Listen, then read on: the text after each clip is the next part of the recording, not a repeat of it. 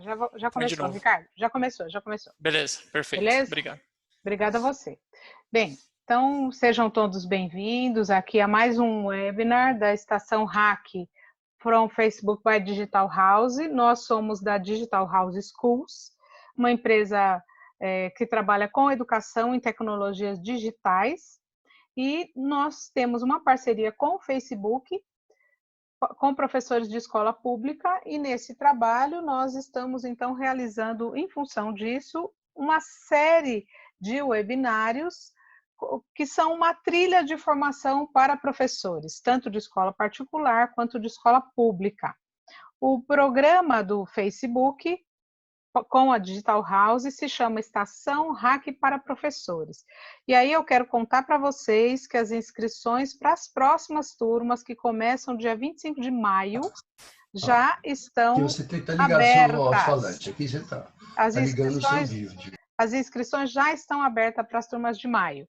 Eu mutei todos os microfones para que a gente possa começar essa parte, mas vocês podem desmutar no momento em que quiserem. Se tiverem pergunta para fazer, alguma intervenção, tá bom? Então, eu volto a dizer que a Estação Hack para Professores é um programa, um curso de programação em tecnologias digitais, e já temos as próximas turmas desenhadas. Então, quem quiser se inscrever, entra lá no site da Digital House Brasil, e lá na Digital House Brasil vocês vão encontrar todas as informações.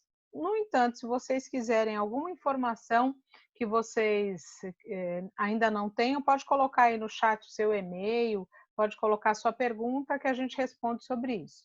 Bom, a Digital House tem como missão a transformação da vida das pessoas por meio da educação.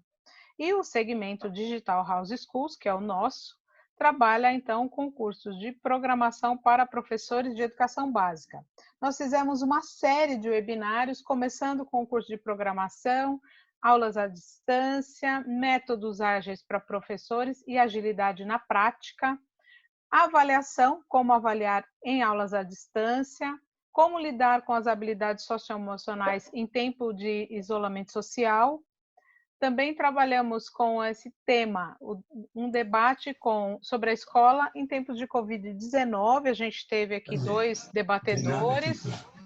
Depois nós tivemos do presencial ao remoto, como adaptar o currículo em tão pouco tempo, uma conversa sobre práticas em escola de educação básica, como que uma determinada escola está desenvolvendo seu projeto. A gente teve na semana passada com a diretora do Colégio Madre Cabrini, a professora Marisa. E nesta segunda-feira última, a gente teve um tema específico sobre relacionamento e estratégias de comunicação entre escolas e pais, nesse momento de ensino remoto. E hoje a gente vai falar com a Priscila Manavaz sobre engajamento e conteúdo, desafios e alternativas na construção de dinâmicas digitais. Eu já quero que vocês fiquem aí, coloquem na agenda de vocês mais 2 temas que fazem parte dessa trilha de reflexões. Da semana que vem, que a gente retoma a questão das avaliações, vamos falar de planejamento em tempos de ensino por EAD, à distância.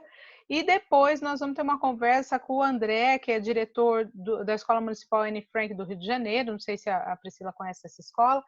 E ele vai falar de como a relação professores, famílias, como a gestão humanizada tem conseguido dar conta de trabalhar com todos esses atores da escola.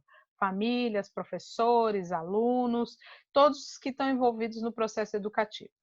Eu vou parar o compartilhamento aqui e vou apresentar então para vocês a Priscila Manavaz, que é a nossa convidada de hoje, vai falar da experiência que ela tem com a construção de narrativas, o trabalho que ela realiza com histórias, literatura, e dentro desse universo digital. Priscila, muito obrigada pela sua presença, seja bem-vinda. Nós estamos bem felizes com essa trilha que nós estamos construindo, os professores que têm participado têm gostado bastante, e nós também.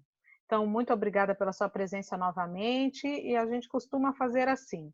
Os professores, os participantes vão postando suas questões no chat, eles vão fazendo suas questões e eu vou, então, à medida em que as perguntas vão crescendo, eu vou interrompendo você para te fazer essas perguntas, tudo bem? Perfeito. Então tá bom. Então Perfeito, tá. a palavra é sua. Muito obrigada, viu, pela sua participação hoje. Obrigada a vocês pelo convite. É uma honra estar aqui com vocês nesse momento, né? Nesse momento que está todo mundo fragilizado, todo mundo precisando, de fato, eu acho que de gente. Eu acho que é o que a gente mais precisa nesse momento, né? De estar em contato com as pessoas, de ter novas ideias. Então, a minha fala hoje é tentar ajudar vocês nesse aspecto de compartilhar um pouco do meu aprendizado, dos caminhos, de algumas reflexões que eu já fiz, até com outros grupos de professores, e pensar, compartilhar um pouquinho da experiência que eu já tenho na minha empresa, contar um pouquinho para vocês sobre a Nextail e tentar propor algumas alternativas aí. Eu não conheço o perfil todo do público, mas eu já peço desculpa de antemão se o conteúdo tiver muito direcionado para linguagens e língua portuguesa e tal, e leitura, porque é algo que eu domino, é minha área. Então, dentro do limite do que dava para a gente fazer para esse trabalho, eu peço que vocês extrapolem alguns exemplos para outras áreas, mas, enfim, eu vou ficar um pouquinho mais nessa área de conteúdo de literatura.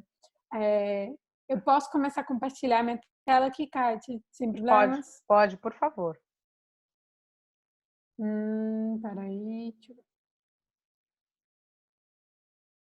Vou compartilhar o som do computador também.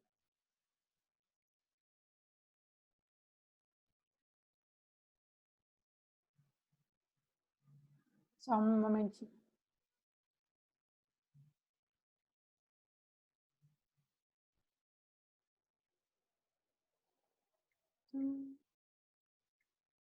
Se você quiser mandar para mim por WhatsApp, eu abro aqui. Acho que só para eu passar, mas é só até o botãozinho verde lá na barra de menu lá embaixo, Share Screen, você já compartilha. Eu não estava com autorização. Eu acho que eu vou precisar sair e voltar, porque ele não estava podendo ler minha tela. Meu computador. Não, peraí que eu faz só um instante. Só um instante, Priscila. Era que o Ricardo já resolve esse problema para você. Acho que já foi. Foi. Pronto. Então, a Kátia já apresentou o tema, mas que eu resumi um pouquinho, né? Engajamento e conteúdo. Engajamento é um tema que eu venho estudando e trabalhando com ele desde 2013, 2014. Então, eu tenho uma experiência com um monte de projetos digitais que me ajudaram a construir uma série de postulados. E antes de começar, eu gosto sempre de me apresentar um pouco para poder contar um pouquinho para vocês, né? Para começar a conversa, né? Eu sou a Priscila, eu sou carioca, eu tenho 30 anos, apesar de não tanta idade, eu dou aula desde os 15 anos, então eu já trabalhei quase que 10 anos no primeiro segmento, no ensino fundamental, trabalhei com educação infantil também, fiz curso normal, trabalhei com várias questões relacionadas à educação no início da minha carreira e depois de cursar metade da graduação de letras, eu resolvi ir para comunicação e cursar estudos de mídia, que é um curso menos conhecido se você não mora no Rio de Janeiro, apesar da gente já ter algum conhecimento por aí, mas é uma graduação que só tem na UF, na Federal Fluminense, né?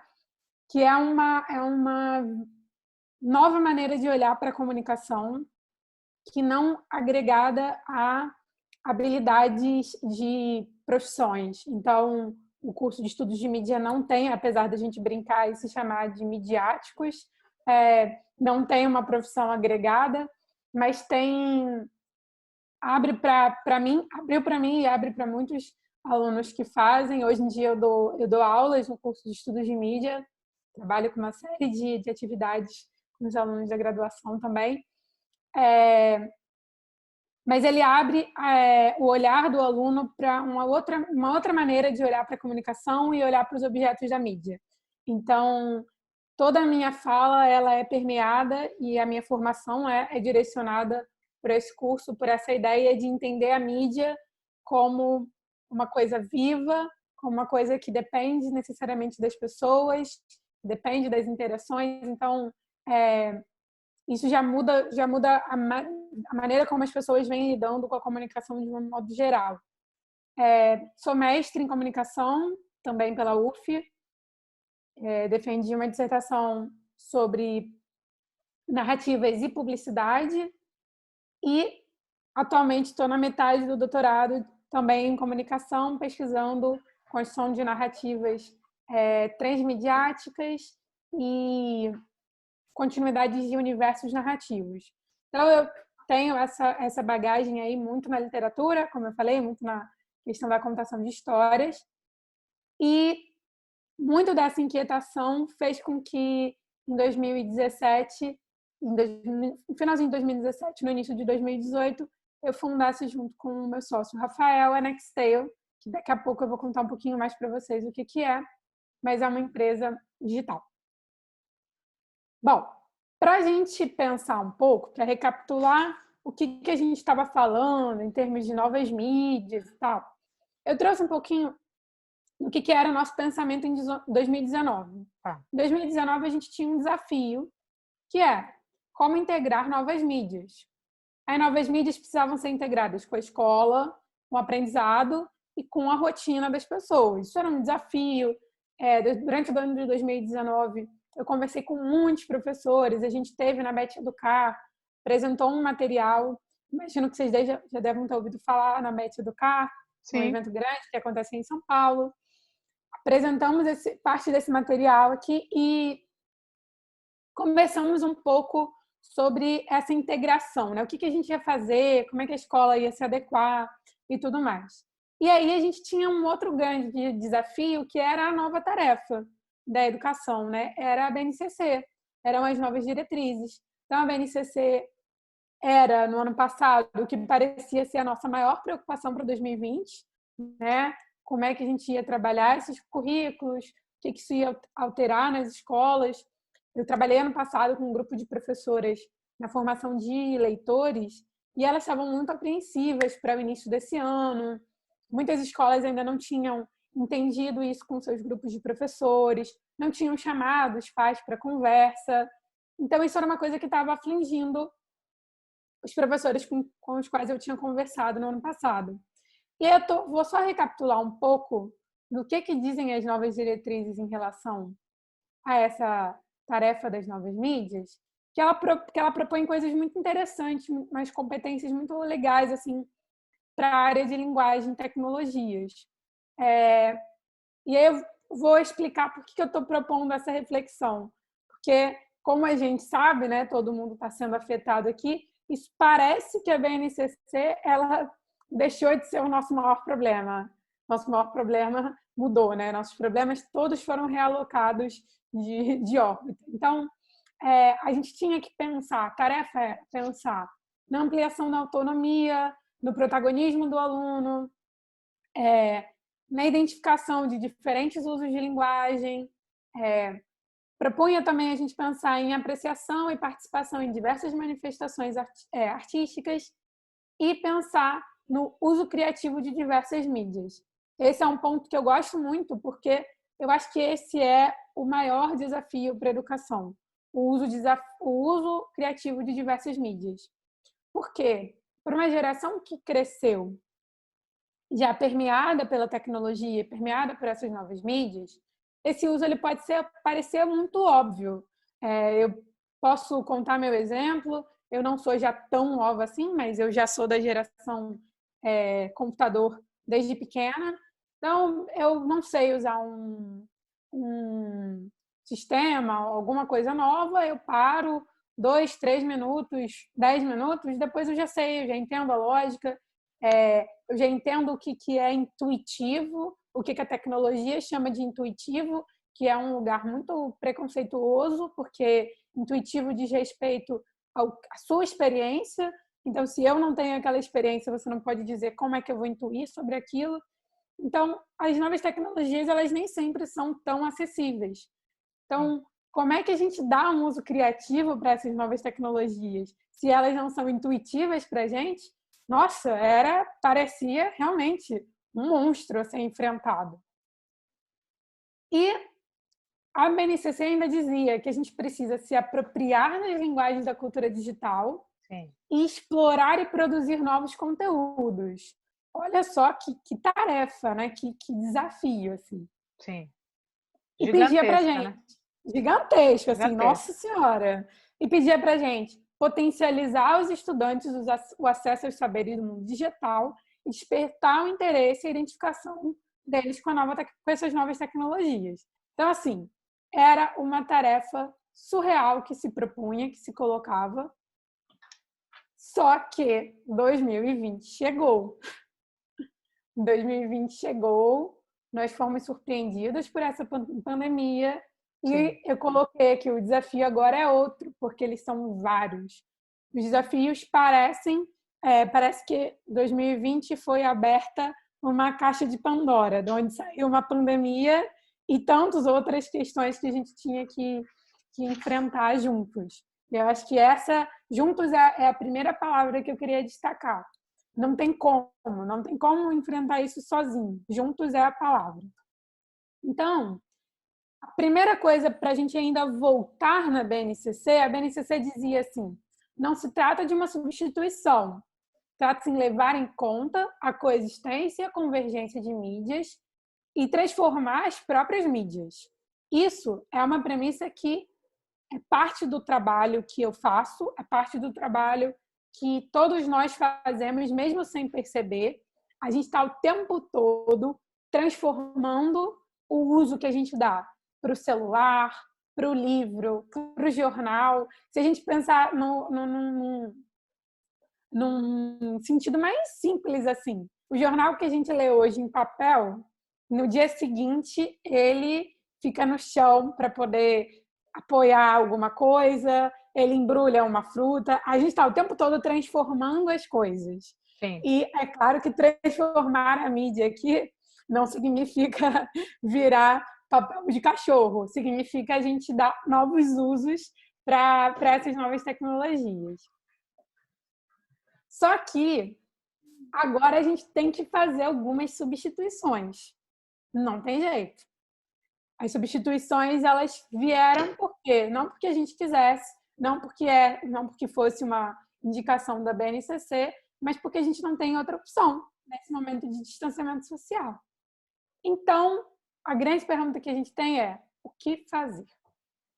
Imagino que isso esteja afligindo muita gente aqui.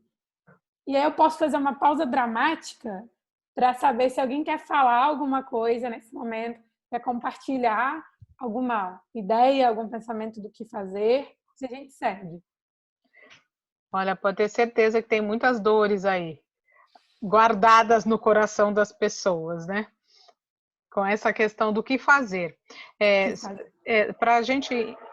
Para pegar seu gancho aí, a Rita colocou ali, tornar as aulas mais atrativas. Então, como fazer isso? A gente tem discutido muito com os professores aqui, a gente tem conversado muito sobre tanto questões mais conceituais, de natureza mais reflexivas, quanto questões também procedimentais, né? Experiências que têm acontecido nas escolas. A Eliane está dizendo que ela adorou a pausa dramática. Experiências que têm sido desenvolvidas nas escolas e o tempo inteiro as pessoas vêm apontando a dificuldade em ter que transformar a escola de uma hora para outra, de uma situação presencial para uma situação remota. A gente nem fala de ensino à distância, nós estamos falando de remoto, ensino remoto, né? Então, claro. Síncrono ou assíncrono, mas uma grande questão que aparece sempre é como manter os alunos engajados nesses processos, como garantir as aprendizagens de fato, porque à distância, a interação ela é diferente. Eu não diria que ela não existe, mas ela é diferente. Não, ela é de outra natureza. De outra natureza, totalmente diferente. E aí precisa pensar muito nisso, né? Sim, sim, sim. E aí as pessoas estão perguntando assim, estão apontando o seguinte, levar em consideração nas aulas que nossos alunos são plugados, até respiram mídia. A gente já discutiu isso algumas vezes aqui, desses alunos que eles aparentemente são uma geração digital. Alguém está com o microfone aberto, aí vamos pedir para fechar. Aparentemente dominam as ferramentas digitais, mas que de fato a gente tem observado que não é bem assim que as coisas acontecem. A Rita está dizendo aqui, alguns alunos não possuem acesso à internet, então nesse momento pandemia em que isso vem sendo muito requisitado, os alunos não têm esse acesso. A Maria Cecília está dizendo aqui, ó, como você falou, creio que a dramaticidade se refira à necessidade de imediatismo. Mas a necessidade de mudança já era abordada intensamente em qualquer discurso sobre educação. Acho que em qualquer discurso, mas as praxis é que talvez não tivessem a mesma força. Em 2005, quando eu fiz escola normal, a gente já tinha discussões super ativas sobre a gente precisa mudar a educação, a gente está falando de um modelo de sala de aula que é o mesmo modelo de 100 anos, e a gente parece que a gente está tendo essas discussões há muito tempo, porque elas são muito complexas, não que eu acho que a gente tenha que discutir pouco, muito pelo contrário, mas que a gente estava com muita dificuldade para fazer alguma coisa em termos de ação, iniciativas que eram muito ainda pequenininhas. E, lamentavelmente, eu realmente acho lamentável, nós fomos todos atropelados por um fator externo e que o que fazer, a pergunta do que fazer, ela é muito difícil de ser respondida. É mesmo. E aí, para poder a gente continuar, eu vou começar por onde eu acho que eu vou dizer o que a gente não tem que fazer. Não fazer, eu acho que é um caminho. Para mim, a primeira coisa que a gente não pode fazer é sofrer demais porque não está dando a melhor aula. Sim. Acho que é a primeira coisa de todas. Eu estou chateadíssima porque meus alunos estão sem aula. Meus alunos da UF, o semestre na UF não começou. Eu tinha uma disciplina muito legal planejada para trabalhar com eles de roteiro para ficção seriada. Que legal. Não veio, não tem, eles não começaram, eles estão frustrados, eles mandam mensagem. A gente não tem nesse momento autonomia para começar, né, para fazer atividades, porque o semestre lá não tinha começado. Então, assim, sempre que eu me pego nesse momento, eu penso, eu não posso sofrer. Primeiro, eu não posso sofrer porque eles não estão, porque está todo mundo dentro das suas adversidades com problemas. Então, a gente tem que se respeitar, não tem que se culpar. E para aqueles que estão em aula, para aqueles que estão tendo que lidar com o contexto dessa aula que não é uma EAD, não, na minha opinião, inclusive, não tem que ser uma EAD. Eu acho que um dos problemas aí, pela Nextale, eu venho acompanhando muitas escolas privadas, eu tenho muitas críticas ao que está sendo feito. Eu acho que muitas escolas estão desconsiderando muitas coisas importantes nesse processo. Estão cobrando, eu botei aqui o que não fazer, né? Cobrar em excesso sem reconhecer a realidade de cada aluno, porque se a gente tem um espaço organizado, um computador, internet, isso é um privilégio sim, e a gente precisa reconhecer isso. Não é porque uma escola é privada mais ou menos cara que a escola tem que pressupor que os pais tenham essa condição, muito menos no contexto da escola pública. Me chamou muita atenção e eu queria compartilhar com vocês. Tem um menino que ele é muito famoso na internet, né, no meio dos adolescentes, que ele é o Kaique, que ele é lá da Bahia, e que eu não sei se ele é aluno da rede privada ou da rede pública, mas ele parece ser uma pessoa bem humilde, e ele estava falando, meu celular, ele não dá conta, porque a professora quer que eu fique 4 horas conectada na sala de aula e a bateria dele simplesmente não aguenta. Então, isso ontem, eu vi essa reflexão ontem, eu vi esse vídeo dele ontem. E aí ele está o tempo todo fazendo stories, é claro que ele tem acesso à internet, né? O caso da internet não é um problema para ele. Sim. Mas a gente precisa reconhecer o contexto desse aluno e entender que a gente está, todo mundo, fazendo o melhor que a gente pode. Sim. E também não tem que achar, por outro lado, que está tudo perdido, né? Não está tudo perdido e se perdermos o ano, entre aspas, perderemos todos. Não vai ser um aluno fora de contexto que vai ficar prejudicado para trás. Então, a gente pensando na rede pública, a gente tem esse privilégio ainda, eu acho um privilégio, que é de poder contar com o bom senso de alguns dos nossos dirigentes para dizer, não, no caso, por exemplo, da UF, não, o semestre está suspenso, ele volta quando puder voltar. Não, as aulas estão suspensas, elas voltam quando a gente puder voltar. O que não quer dizer que a gente não pode, primeiro, manter relações afetivas, que são super importantes, especialmente se a gente trabalha com alunos de baixa faixa etária, mas com qualquer faixa etária é super importante. E o que não quer dizer que a gente pode dar apoio também para aqueles que estão mais ansiosos, buscando conteúdos. Aí vai da realidade de cada escola, como é que isso está sendo operado. Muitas escolas, por exemplo, minha sogra e meu cunhado são professores aqui no Rio do Pedro II, eles não têm nem como entrar em contato com os alunos porque eles não tinham os e-mails, eles não tinham uma maneira de se comunicar. Então, o que fazer nesse cenário? Muito pouco de fato. Então, a gente tem que, de novo, né, puxar ali do não sofrer, que é nós, como professores, nós nos cobramos muito por dar conta de todos os problemas da educação. E, infelizmente, a gente tem que se centrar, se concentrar no que a gente consegue resolver e resolver da melhor maneira possível. Mas obviamente que eu não vou deixar vocês sem sugestões do que fazer, para isso que eu estou aqui também, né? Então, antes da gente pensar o que fazer, eu vou falar um pouquinho sobre o que gera engajamento nos jovens. E aí, a tarefa de nós professores é também, por mais que a gente fale, puxa, mas eu só preciso da minha aula. Hoje em dia a gente não só pode dar aula, a gente precisa saber o que eles interagem, saber com o que eles gostam, para a gente conseguir se comunicar com eles. Sim. Porque, felizmente, a gente já não tem mais uma relação tão hierárquica de sala de aula, o que cria outras dificuldades. Então, o que gera engajamento nos jovens hoje? Audiovisual, de uma maneira geral. Séries, filmes, qualquer coisa que passa no YouTube, TikTok.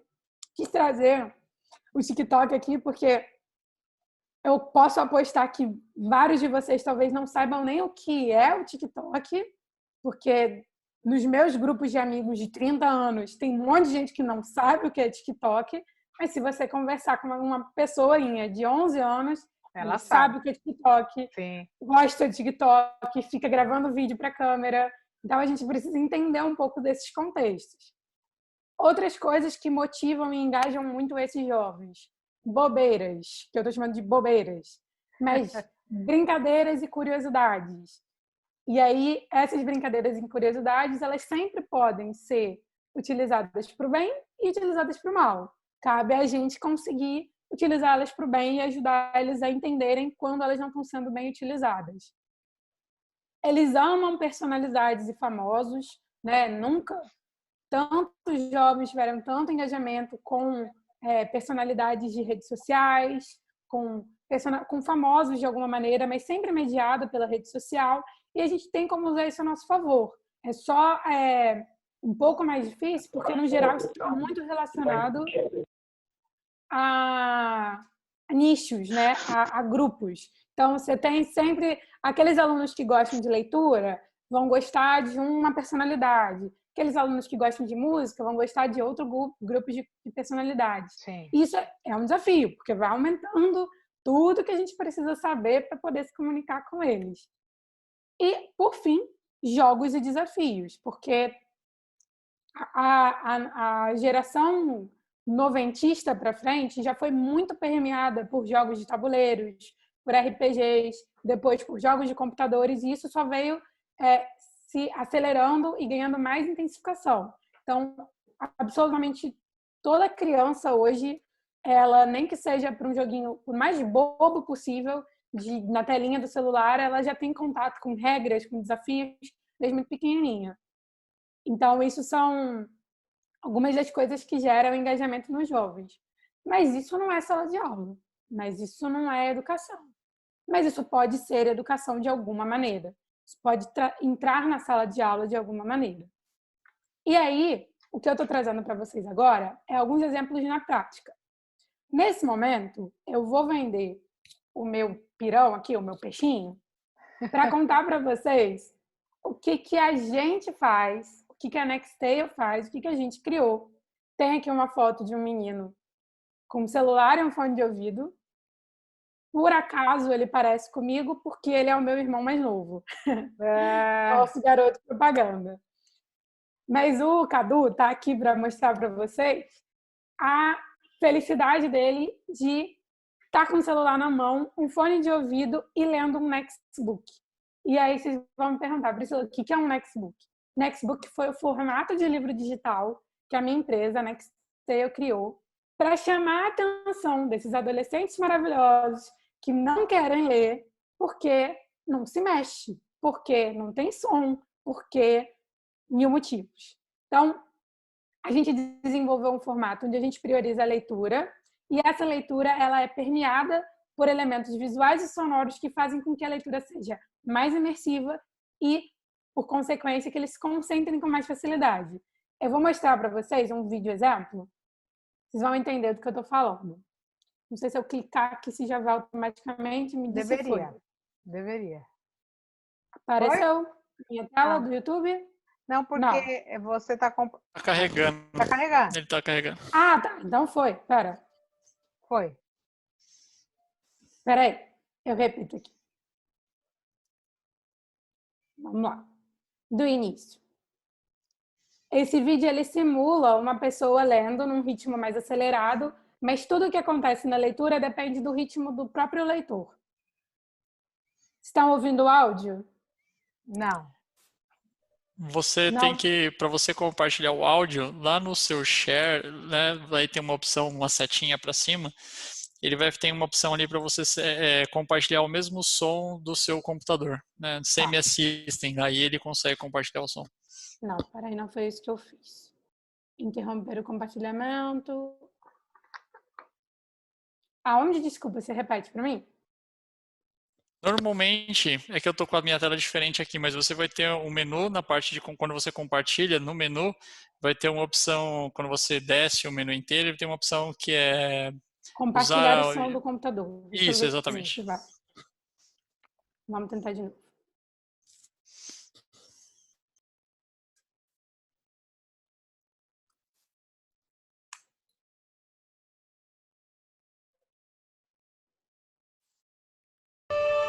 Som?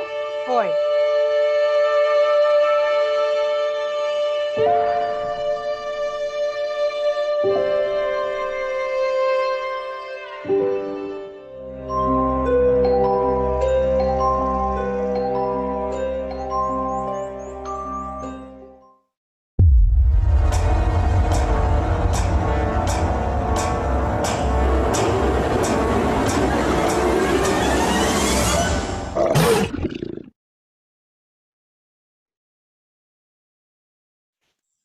Pronto.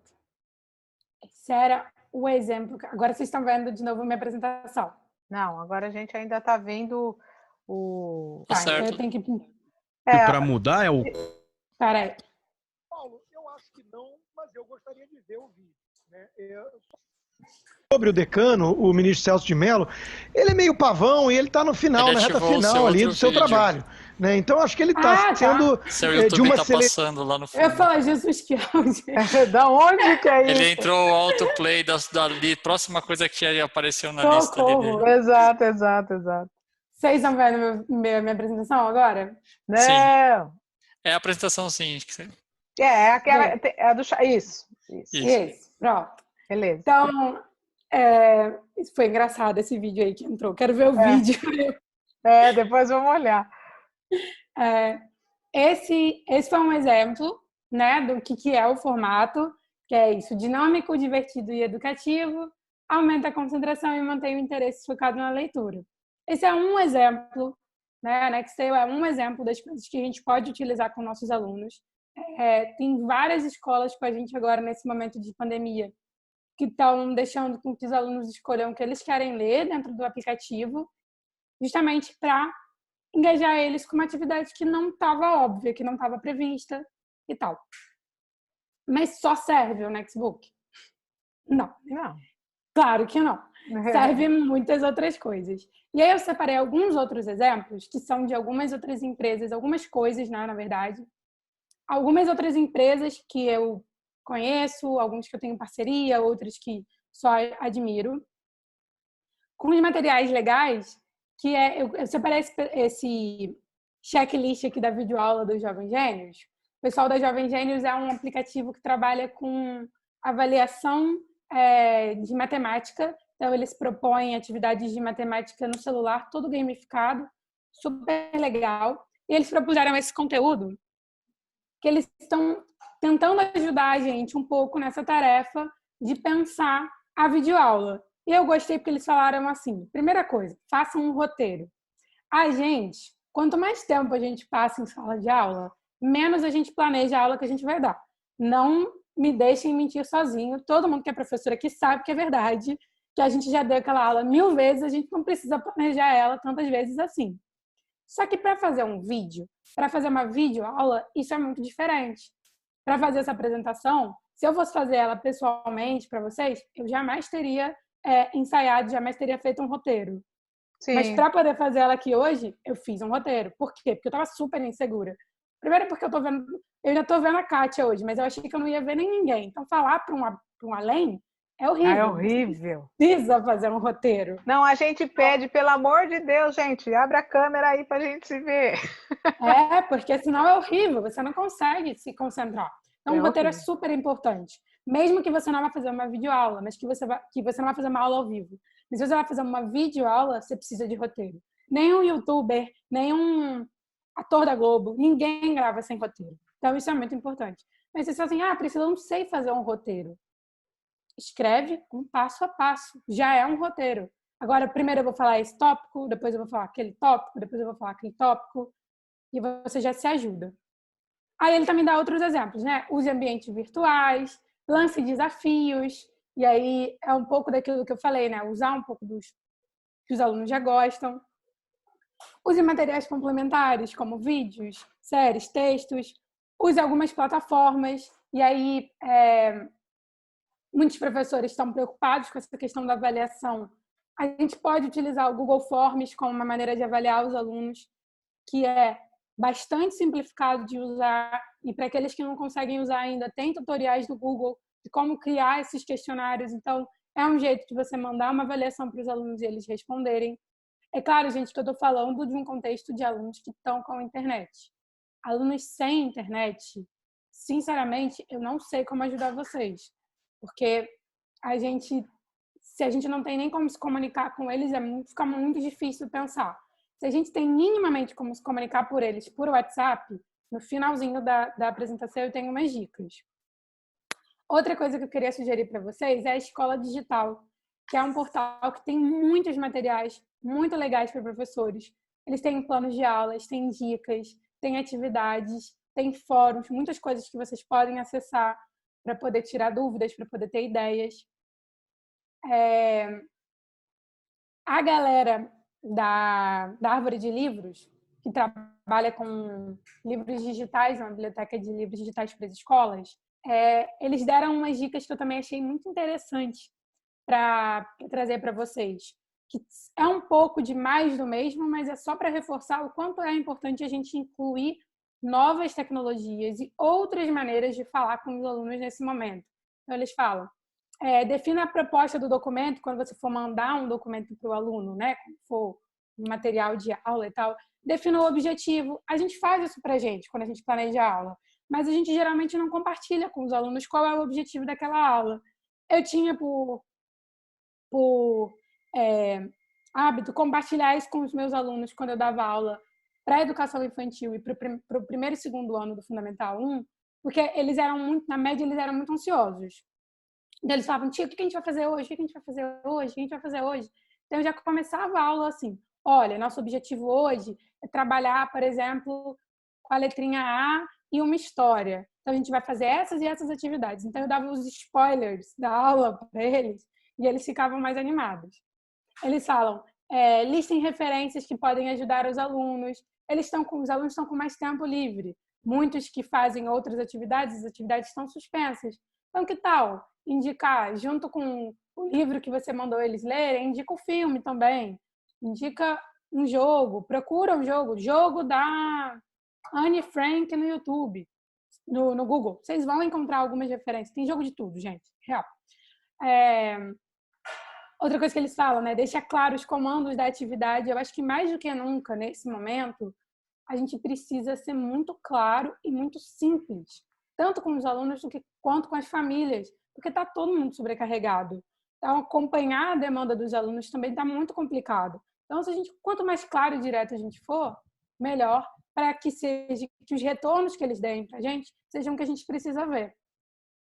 Uma outra coisa que eu queria sugerir também são os cursos que estão abertos em plataformas que de marcas que a gente já conhece, que a gente já usa na escola, de outras maneiras, mas que podem ajudar em atividades artísticas, em desenvolvimento de controle motor, até questões mais de espacialidade. Por exemplo, os cursos que a Faber-Castell está oferecendo. A Faber-Castell está com as plataformas abertas e eles oferecem curso de desenho, curso de lettering, cursos de narrativa, que são atividades que os alunos estão desenvolvendo habilidades não óbvias, né? Não atreladas necessariamente àquele conteúdo que a gente tinha para dar, mas que estão super previstas na BNCC e que a gente tinha que pensar como é que a gente ia fazer isso. Olha que oportunidade, já trabalhar isso. Olha, eu estou trabalhando educação artística. Quando a gente traz os Nextbooks para as escolas, a gente diz, olha, o Nextbook trabalha gosto estético, trabalha gosto musical, trabalha senso artístico. Tem uma série de coisas não óbvias que a gente pode explorar naqueles materiais. Volto a dizer, é muita coisa para a gente se exigir. Então, a gente precisa também ser gentil com os professores. Mas, aos poucos, a gente vai se adequando a essa nova dinâmica. E aí, eu botei essa imagem aqui das redes sociais, que usa todas. Pergunta para os alunos, aonde vocês estão? Vocês usam YouTube? Vocês usam Vimeo? Vocês usam Instagram? Vocês usam Pinterest? O que vocês usam? Faz uma pesquisa. A gente, na lógica de startup, mas enquanto pesquisadora também, eu estou o tempo todo perguntando para as pessoas o que elas fazem, o que elas pensam, o que elas acham. Por que a gente não faz isso com nossos alunos? Não estou falando de abrir a democracia direto de aula, porque eu, como professora, sou super ditadora também. Eu acho assim, a gente tem um momento de participação, mas tem aqui a proposta a ser cumprida. Mas a gente tem que ser gentil de abrir esses espaços, de deixar eles dizerem o que eles têm para trazer, porque muitas vezes eles têm uma proposta que a gente não lembra, não sabe, não viu. E aí, pensando um pouco a realidade das escolas públicas que estão com mais dificuldade de falar com os alunos por conta de falta de acesso à internet, falta de computador e tudo mais, a maior parte dos brasileiros tem acesso a um celular. Seja ele qual for, já tem mais smartphone no Brasil do que brasileiro. Então, salvo algumas realidades específicas, nossos alunos têm acesso a pelo menos um WhatsApp. E aí, o WhatsApp, na maior parte dos planos de telefonia, mesmo nos pré-pagos, ele não cobra as bandas, ele não é cobrado. Então, quer dizer que a gente pode ficar falando com os alunos o tempo todo, mandando material por lá, que eles não vão poder, né? Eles não vão ter de como dizer, estou sem crédito, ou não consigo acessar. E aí o WhatsApp vira uma ferramenta muito poderosa nesse momento, porque a gente tem certeza que a gente vai conseguir usar ele. E aí, o que eu quis trazer para vocês? Melhores práticas, um pouco para usar o WhatsApp com os alunos, porque eu sei que é complicadíssimo, muitos grupos, a gente já tem grupo de família, grupo do trabalho, grupo de sei lá de quê. Respirou, a gente cria um grupo. Então, como é que a gente vai botar todos os alunos ali dentro? Como é que a gente vai lidar com mais isso? Então, tem algumas coisas que a gente pode fazer para deixar essa comunicação mais fácil. A primeira coisa é usar a descrição do grupo para comunicar as regras. Pode ser as regras de uso, pode ser a atividade da semana, pode ser a atividade do dia, um próximo pedido. Isso fica visível para todo mundo. Então, fica como se fosse um mural virtual. Outra coisa que é super útil é abrir e fechar o grupo, que é, hoje é o dia da aula, mensagens abertas. Hoje não é mais o dia da aula, mensagens fechadas. Porque aí a gente evita excesso de informação nos nossos aparelhos para a gente moderar, qualquer confusão que os alunos possam causar, porque eles podem, e a gente não está olhando. Então, a gente fecha e abre para esses momentos. Outra coisa que é muito, muito importante, que ajuda demais, é usar hashtag. A hashtag é aquele marcadorzinho do jogo da velha. No WhatsApp, ela não serve para nada, mas, na verdade, ela serve para a gente usar como busca. Da mesma maneira que a tecnologia usa dentro do navegador lá, mas que vocês não precisam entender isso para poder saber como é que funciona. Vocês podem fazer as hashtags assim. Vai mandar dúvida? Bota hashtag dúvida. Vai mandar pergunta da aula? Hashtag pergunta da aula. Porque aí, quando você for usar, se quiser responder, você digita na busca do WhatsApp a hashtag dúvida e você vai ver todas as mensagens. Você não precisa ficar doido buscando o que todo mundo falou sobre aquilo. Isso ajuda muito. Outra coisa que é importante é nomear claramente os grupos, para você não fazer confusão. Se você tiver várias turmas, cria uma lógica, né? Turma 701A e nomeia claramente. E, por fim, usar a central de mídias, que é nessa partezinha aqui do celular, que muitas vezes as pessoas nem sabem que existe isso, né? Essa parte aqui de mídias, para ver a separação entre link, documentos e fotos. Porque aí, se você quiser localizar alguma coisa rapidamente, você não precisa ficar rolando as mensagens. Então, são algumas dicas que eu achei na internet para poder a gente usar melhor essa ferramenta. E aí, me encaminhando um pouco já para o fim dessa fala, eu queria pensar com vocês e dizer para vocês o que eu acho. Qual que é a nossa saída para esse momento? Eu acho que 2 palavras resumem o que a gente pode fazer. Primeiro é ser criativo. E não quer dizer ser criativo à exaustão. Tem um livro que eu nunca li, mas que já li milhares de citações e páginas na internet, que chama Roube como um Artista. E o que quer dizer o roubar como um artista sem precisar ter lido o livro? Quer dizer, todo mundo já fez alguma coisa. Então, procura. Usa uma coisa de um e de outro, mistura, isso já é criatividade. Muita gente fala, mas eu não sou criativo. Todo professor é criativo por excelência, por natureza. Senão a gente não estava nem aqui dando aula. Acho que essa é uma verdade assim, bem, bem concreta. E a outra coisa é o apoio. Tenham suas redes de apoio, tanto entre vocês que são das mesmas escolas, quanto de amigos, para trocar ideias nesse momento. E busquem também iniciativas de empresas, ou como a Digital House, que está apoiando as pessoas nesse momento. A Nextale está fazendo muito pouco, o que pode, é muito pouquinho que a gente está tentando fazer para apoiar os professores nesse momento, mas eu tenho conversado com muita gente falando, tudo que eu posso fazer, eu estou fazendo. Então, o que a gente está fazendo nesse momento é trazer a nossa coleção, que não é uma coleção de muitos livros, são 10 livros, nesse formato que eu mostrei para vocês. Já dá para trabalhar com vários segmentos, a gente indica eles a partir dos 11 anos, dos 11 aos 18, mas tem escolas trabalhando até com público mais novo, a gente está super deixando livre. E a gente está oferecendo esse acesso gratuito em 2020 para todas as escolas públicas do Brasil. Então, qualquer escola que entrar em contato com a gente, se quiser escanear esse código aí, você vai direto para o link do formulário. Tem o link aqui, mas depois eu vou passar para a Kátia e passar para vocês também. Qualquer escola que entrar em contato com a gente, eu estou pegando apenas uns dados muito pequenos e estou liberando acesso para os alunos. Mas eu não estou fazendo só isso. Eu quero ajudar os professores também. Então, a gente montou alguns planos de aula que eu vou compartilhar com vocês, independente de vocês usarem ou não os Nextbooks com os alunos de vocês, se isso fizer sentido ou não para a realidade da disciplina que você ministra.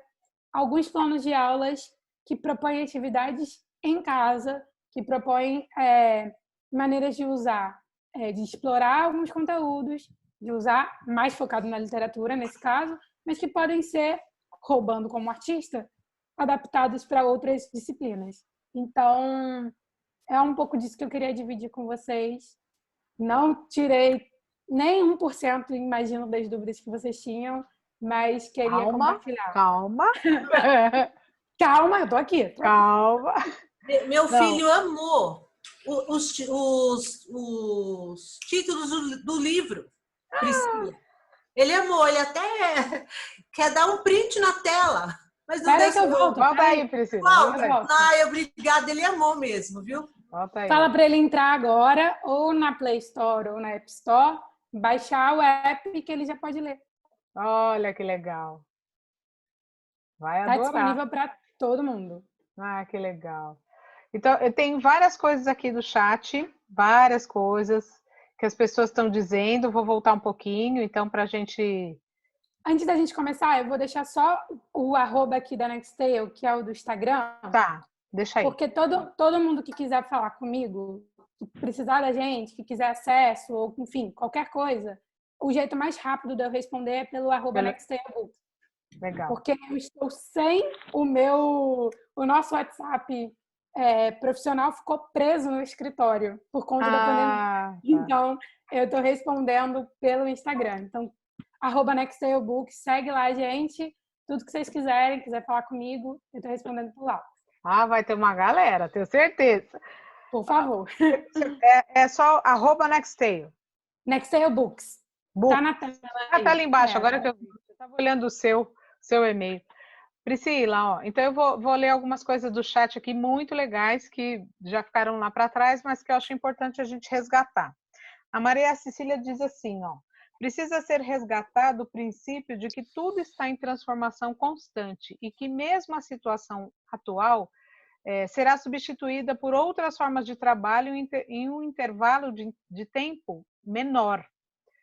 Aí a Cícera continua assim, ó, o Miguel Arroio, que eu adoro, e que acho que muita gente aí gosta, fala dentro da educação integral de oferecer mais do mesmo. Nesse período tenho percebido isso. Enquanto pedagoga, observo que as atividades são as mesmas, só mudou de lugar. Esse é um problema que a gente vem enfrentando, é uma discussão que a gente vem tendo aqui constantemente. A Adriana diz o seguinte, desafios e aprendizados para professores e alunos. Dá licença um minutinho. Porque agora isso vai mudar. Muito bem, Cícera, muito bem. Foi no passado, né, Cícera? A partir de agora, porque nós estamos construindo essa trilha de formação, nós temos batido em várias teclas aqui, e eu acho que a gente já tem lançado sementes ao ar aqui, que tem caído em territórios muito férteis, né? E as pessoas vêm mudando e vem incorporando algumas ideias às suas formas de trabalhar. Aí a Adriana disse o seguinte, desafios e aprendizados para professores e alunos. A maior parte desses últimos só usavam o Google e jogos, nem e-mail tinham. É verdade, porque a gente tem trabalho em escolas e a gente sabe que alguns alunos sabiam nem para que servia o @. Eles não têm e-mail. Isso é um desafio para a gente também. Não tem, exato.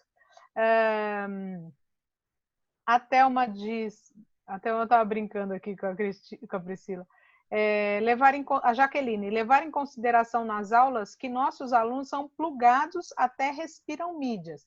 Volto a dizer, eles têm uma relação com esse universo virtual muito diferente do que a gente imagina. E é exatamente por isso que hoje a gente está se confrontando com algumas situações que a gente não imaginava. E muito diferente, Kátia, desculpa te interromper, claro, do que a própria BNCC, por exemplo, pressupõe. Sim. Porque Sim. Quando a gente fala, não é à toa que a gente tem um movimento gigantesco de fake news no nosso país.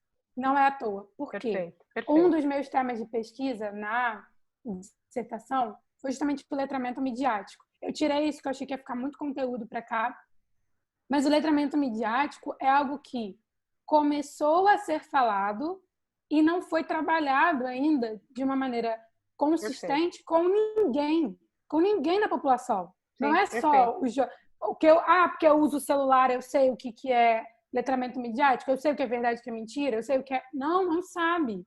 Isso é um problema muito sério. É um problema, inclusive, que a gente precisa, e aí eu só queria fazer um parêntese, porque eu só falei de internet, app e tudo mais, mas a televisão é uma mídia que é uma mídia muito importante ainda, muito utilizada ainda. A gente, às vezes, esquece que a televisão não morreu, ela não morreu. E a gente precisa forçar também a criação de espaços para que a televisão ela cumpra esse papel, porque as pessoas isso não está dado. Então, Sim. era só, eu queria fazer esse pontuamento. Sim, perfeito.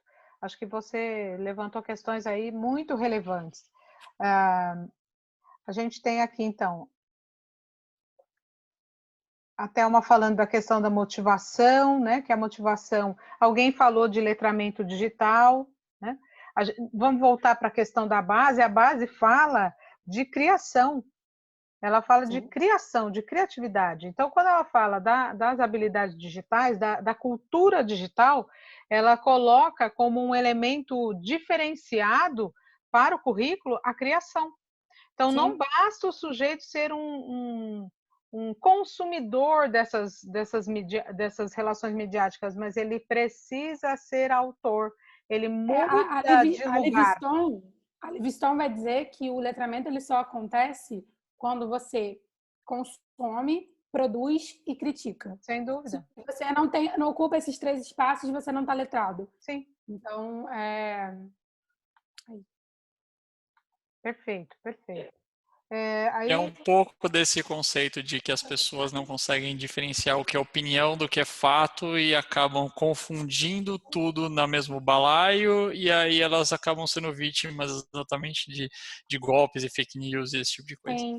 É porque aí é uma questão daquela mídia viva que a gente falava no início, que é o seguinte: quando a mídia ela deixa de ser óbvia, que é o que a gente vive hoje em dia, antes as mídias eram óbvias. O livro é de ficção, o jornal é de informação, o nananã.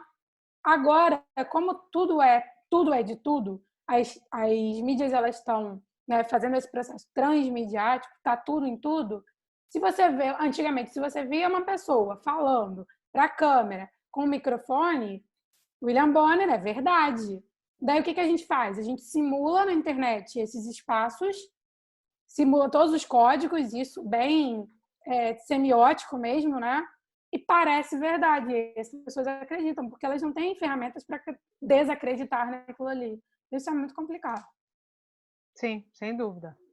Ó, eu estou colocando aqui no chat, a gente sempre faz uma avaliação de todos os nossos webinários e aqui a gente recebe as sugestões de temas que as pessoas nos colocam. E ali eu pus o link longo, porque às vezes ele estava sendo corrompido. Então tem que copiar e colar no seu navegador para fazer essa resposta.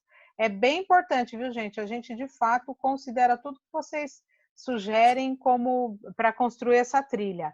É uma concepção de trilha que vem sendo coletiva. Nós estamos fazendo, é um work in progress. As pessoas sugerem, a gente coloca, a gente reavalia nosso trabalho. Aí várias pessoas dizendo que querem receber convites para as próximas palestras.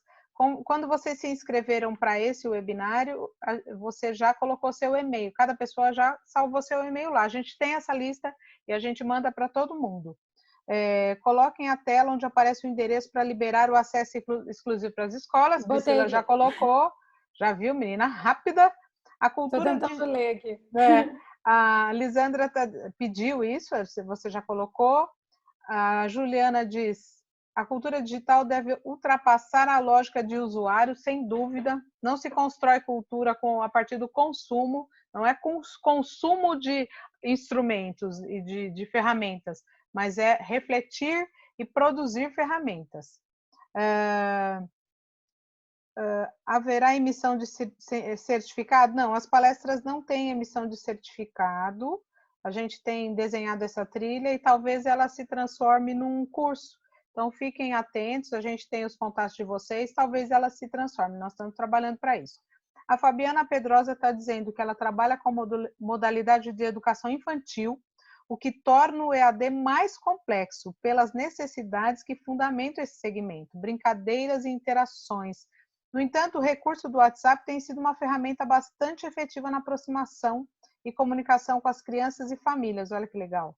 Que legal, Fabiana. Eu falava com minhas amigas que ainda trabalham na educação infantil. Eu pensando, eu morro de saudade da educação infantil. Eles são o meu xodó. Minha vontade de voltar para lá é enorme. E aí eu fico assim, eu não consigo imaginar a educação infantil nesse momento. A educação infantil é uma coisa que eu tenho brincado com alguma das pessoas que têm filhos pequenininhos, eu diria, gente, esquece a escola, vamos brincar em casa, porque tem uma coisa que tem me incomodado muito, e até um outro parênteses que eu vou falar aqui, sobre o uso de tecnologias, e a própria Nextel, que a gente só recomenda para alunos maiores de 11 anos, por conta do excesso de exposição às telas. Sim, sim. E eu sou completamente contra a exposição em excesso das crianças pequenas. E eu tenho, por exemplo, amigas que não usavam com os filhos tela de nenhum tipo, crianças, né, tipo, via o pai usando, mas não usavam, e que agora algumas escolas privadas estão fazendo isso, né, estão colocando a criança para ficar 4 horas na frente do tablet. Eu acho um absurdo, não acho que tem que ser assim. Não seria a favor desse tipo de uso se fosse, né, se eu tivesse um filho nessa situação. Então, eu acho que isso é uma crítica, novamente, que a gente das instituições públicas ainda tem espaço para fazer. A escola privada, a gente sabe que muitas vezes acaba vindo com uma regra, né, mais arbitrária e não trabalhando, não ouvindo tanto, infelizmente, o professor. Sim, mas sim. Para a educação infantil, então, acho que a questão da EAD é muito complexa mesmo. A Eliane está dizendo que só apareceram opções de assinatura paga. Ela entrou direto no app. Eliane é que o filho quer? Pede para ela falar comigo no Instagram, por favor. Eu acho que foi a Sandra que o filho quer. Não, a Sandra não. Bom, deixa eu explicar rapidinho. Hoje, o app ele é para usuários finais, não professores, não escolas, não tem nada a ver. Para a gente dar o acesso para as escolas, precisa entrar em contato diretamente com a gente. Então, é só... Entra pelo Instagram. Falar no Instagram comigo que eu passo o acesso. Tá. Foi eu que falei, viu, também. Não. Era a Sandra. Já estão curiosas, já estão lá baixando. Não, é porque as pessoas gostaram. Bom, Kátia, diga. Podia ter versões em inglês também, em outro idioma. Que a gente já fez um teste e agora a gente tem uma expectativa de conseguir lançar ele em breve também já em outros idiomas. Preciso de ajuda para tradução. Se alguém quiser aí me ajudar, pode falar comigo. A Thelma está dizendo que já foi lá no Insta, está seguindo e vai contar. Ótimo, Thelma. Muito legal. Kátia, diga. Vocês estavam falando aí de EAD e tal, e em alguns momentos no chat, algumas pessoas comentaram e fizeram essa pergunta. Qual é a diferença? A gente já falou em outros webinários, mas é bom você trazer. Qual é a diferença entre o EAD e esse ensino remoto que está sendo proposto agora, né? Então, só para vocês responderem para o pessoal aí. Beleza. Assim, ó, o ensino à distância é uma estrutura organizada, pensada, com características específicas para ser realizada essa educação. Pode ser síncrona ou assíncrona, mas ela é uma estrutura específica. Tem a avaliação específica para um ambiente à distância, tem um planejamento organizado para isso, tem toda uma estrutura que é própria do ensino à distância, que não é igual ao presencial. O ensino remoto é isso que nós estamos fazendo. Nós não estamos no mesmo ambiente físico do que os alunos e estamos trabalhando com informações, videoaulas e as coisas que a gente consegue fazer, mas a gente não pensou uma estrutura específica para um ensino à distância. A gente adaptou uma situação presencial para uma situação remota. Por isso que a gente não chama de ensino à distância, a gente chama de ensino remoto. Algumas coisas que a gente faz estão mais próximas da educação à distância e outras estão muito distantes. Então, é um híbrido, eu chamaria. Por isso que a gente tem esse cuidado de chamar de ensino remoto. Vou completar, Kátia, que bastante importante essa distinção. A minha sogra, ela é professora aqui no Pedro II, no Rio, e ela trabalha há 10 anos no CEDERJ com EAD. Ela, né, na EAD da parte de Química. E ela tem estado bastante chateada com esse uso do EAD, justamente porque EAD tem metodologia própria, diferente. Tem tudo pensado para aquilo ali. O que a gente está fazendo, e muitas escolas estão fazendo, é tapar o buraco, é fazer uma coisa remota, tentar fazer um híbrido, mas não é EAD. EAD tem cursos de EAD que são com metodologias próprias. Sim, sem dúvida. A Rita está dizendo que ela respondeu ao questionário e baixou o aplicativo. Por favor, gente, respondam lá o nosso formulário, porque a gente usa como referência. A gente usa mesmo, não é uma brincadeira. Muita gente perguntando dos vídeos, dos eventos. Esse acho que é o 10º evento que a gente está fazendo. E a gente tem vídeos, mas nós estamos trabalhando para editar. E daqui a pouco a gente vai deixar de ser preciosista, não sei, talvez a gente coloque sem edição. É que no nosso preciosismo estético ainda ficam muitas coisas pendentes nos vídeos e que dá para editar e até para compilar, deixar os assuntos mais, né, claros. Então, eu vou me encaminhando aqui, apesar de a gente querer muito ficar por muito tempo aqui. O Carlos está dizendo que agradece a oportunidade de participar. Muito bem, várias pessoas têm que sair porque tem turma por EAD e tal. Bom, então eu queria fazer uma síntese aqui, tá, Priscila? É bem coisa de professor, né? Toda vez que a gente termina, eu vou fazendo sínteses. Então, algumas coisas que chamaram a atenção, que eu queria trazer para cá, algumas pessoas falando de gravação lá. Algumas coisas que estão chamando a atenção da gente, então, que chamaram a atenção, que eu queria pontuar. Quando você fala que a mídia é viva, né, e que ela depende da interação entre as pessoas. A comunicação é um processo vivo, coletivo, ela não é do sujeito para si, mas ele é para o coletivo, né? Então, a mídia, esses processos midiáticos, eles vão acontecer dentro dessa lógica. Eles são contextuais, históricos, se modificam e dependem das interações. Aí você trouxe a sua pesquisa, apontou algumas coisas muito interessantes para o engajamento dos alunos.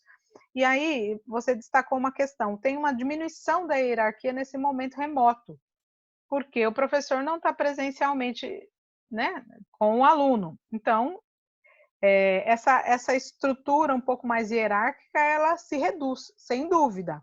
E aí outras questões vêm à tona. Então, você disse, como promover esse engajamento, o que auxilia? Então, quando você fala de audiovisual, eu penso que é se aproximar de linguagens de culturas que são juvenis. Quais são as culturas juvenis? Aquelas culturas que estão mais afeitas ou mais próximas às novas mídias, aos novos formatos, o YouTube, filmes, TikTok, séries, são essas novas configurações que os alunos e os jovens e as crianças frequentam mais. Brincadeiras e curiosidades, sem dúvida, toda pessoa para aprender, ela precisa estar curiosa, né? Você precisa ser curioso para você ter vontade de aprender alguma coisa. Personalidades e famosos, quer dizer, você linkar com pessoas que estão fazendo coisas diferentes no mundo e que podem chamar atenção. Jogos e desafios. Tem um livro do Huizinga chamado Homo Ludens. Esse livro vai discutir esse homem lúdico. Eu recomendo essa leitura para todo mundo que quer pensar jogo, que quer pensar essa estrutura lúdica e trabalhar na sala de aula. E aí você falou coisas que a gente bate aqui na tecla, né? Sempre.